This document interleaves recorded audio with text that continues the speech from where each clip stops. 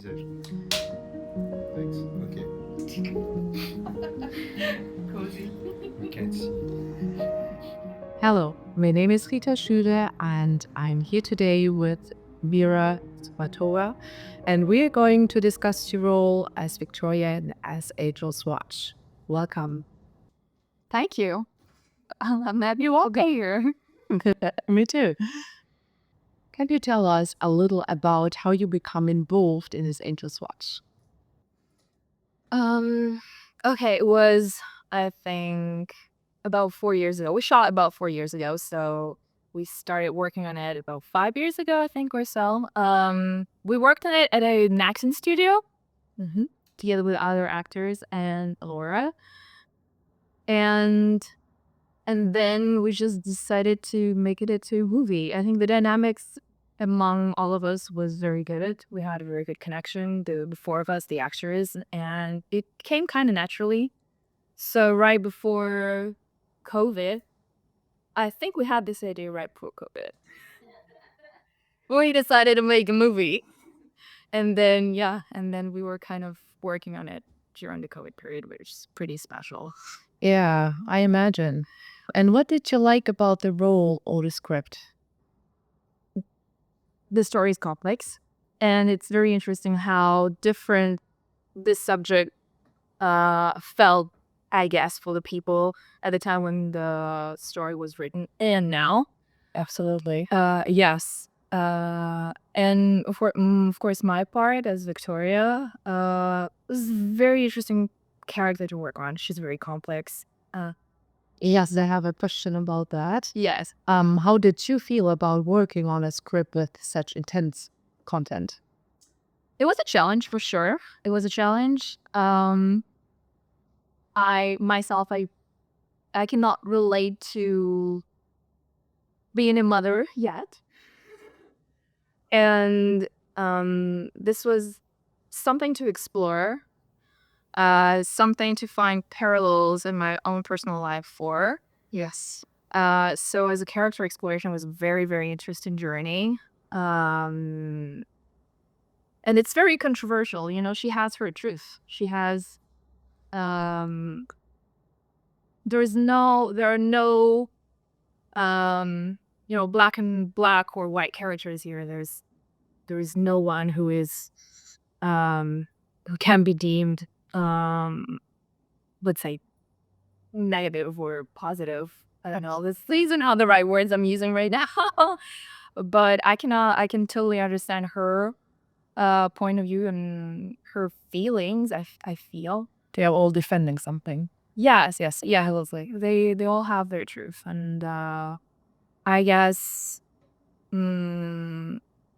people who do find themselves in a situation like this, like her, and like Mary, they can relate. Yeah, it will resonate. Yes, for sure. Yeah, absolutely. I know this film was a very collaborative process, so you had a lot of rehearsal time, which you often don't get with filming.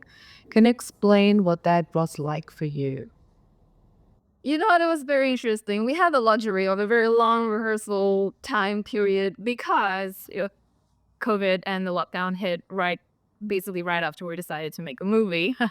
So it was a blessing on one hand because even though we could not get together physically to rehearse and work on that, we did it through Zoom, and it was a new experience. Yeah. Which later actually became more common for other projects, right?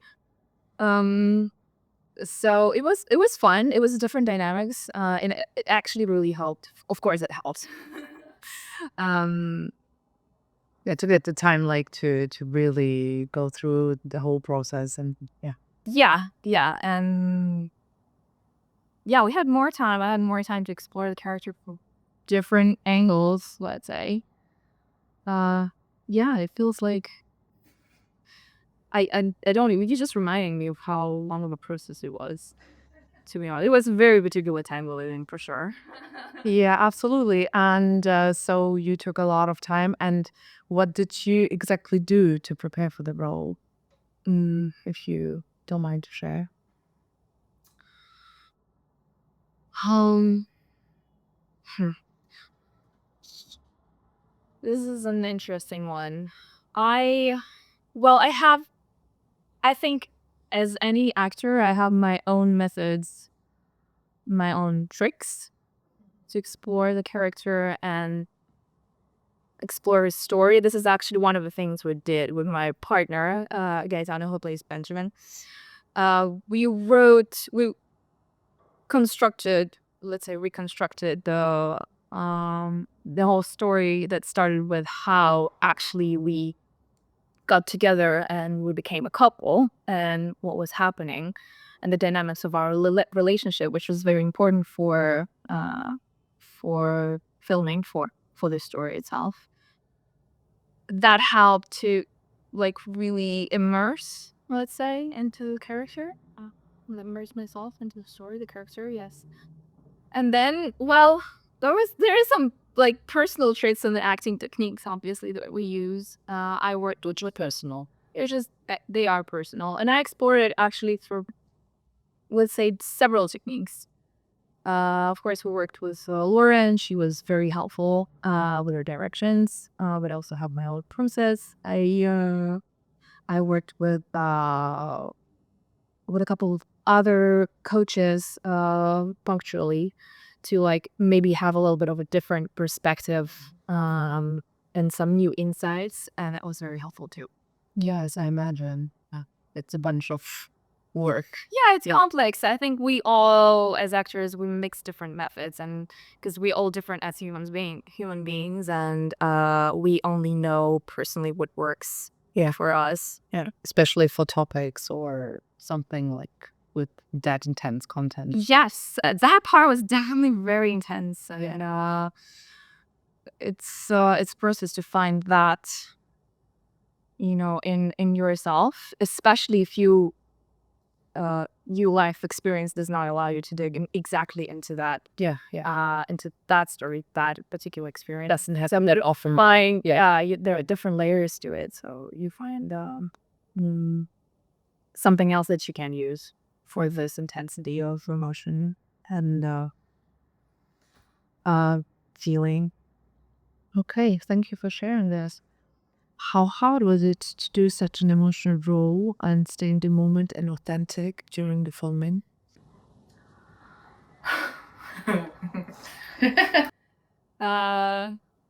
It was kind of hard. It was interesting. Now it's funny. It sounds funny, but I remember how we filmed, and of course before filming, right? We work on emotional preparation. On the top of this work that we've already done that before. Mm-hmm. And I remember when we filmed, we started with group scenes and wide shots, and and it was going great, but I was already giving a lot emotionally. If I'm not mistaken, actually, we even did one. We made one continuous shot. I may be mistaken in the beginning of filming. So half a day, I was already giving a lot, and then there came a time where I was like almost drained. I was really, it's tiring, right? I was kind of exhausted, and then Ellie tells me, "Okay, Vera, now we're doing your close-ups." And I'm like, "Okay, well, you gotta be kidding me! I have nothing to give. I'm empty." Yeah. But this is reality. It happens, right? So the good thing about the whole process was that the crew was amazing to work with, very collaborative, very helpful. We had a great connection, and so Gaetano, my partner, helped me a lot with that, with the preparation. So to get back into it, and into the character, into the situation, the scene that we were shooting, and then we made my close-ups, and I was. It was interesting. I remember I was looking at the mark on the wall. Given all, I have a little monologue in the middle of the script, very emotional one. It's really charged. And so I had to give it all to this little, mark on the wall. This is also part of the process. Not a lot of people were like actors and professionals are, of course, aware of that, but it's particular. Like it's a good exercise. Like for I don't know. This is mm, it's almost like it's a gym. Yes. Yeah. So when you're it's the whole you go full on actor mode in this case. I think it's more challenging obviously than talking to a real person who can give you something. Yeah, but it went great. I mean, it went great. I remember the team was very supportive in the end. But not in the end. I mean, it's in the whole process, but yeah. Okay. Thank you a lot for sharing this. And I have still another question. Like, I mean, you already answered a little bit, but so you did this basically on stage in a class. Then you performed it in a movie setting with more people around and multiple takes and having to keep your emotions up. Um. Hmm. Working on stage and working for film in front of the camera is absolutely like the two different worlds for me. Um. That I think it was not. Yeah. There are always technical moments, of course, when you film. But once again we had quite a long time to prepare and connect the four of us, the actors, and we were sitting at this table, almost like it's a separate world. So Yeah. you're at this table, and to be honest, at one point I did not really notice whatever was happening. You and your bugger when it fried. You're just doing the Americans. So, and actually, the squareness or rectangularness of this table, I don't know, it's something silly, actually helped. Yeah, it was almost like a closed space. It was like a scene. Yeah. Inside the scene, inside this helped, inside the whole production. Yes, it helped to like really concentrate on what was going on in our little world and isolate ourselves. Like you and all the actors. Yeah. Like doing the scene. Yes. Okay. What, if anything, did you learn from working on this project? I learned that enthusiasm and good teamwork really can make things happen. It's true because I think like all creatives, we might have ideas that like they come, but they're tabled, and they never have a chance to develop. And of course, they are developed by people, have them, and um, and people who involve others, like encourage others to make it together. So it was a really great experience, really great example of that for me. And also, yeah, oh my god, what I learned, from my experience. Yes, it was. To be honest, this was a purely passion project at that time. It's a little independent shoot, and everyone was just very involved. Everyone, the crew, the actors. Laura was not even physically here, so she was involved while still being in Los Angeles, and it was a great time. What was your favorite thing about the project, or what did you enjoy most about working on it? Many things, the crew for sure.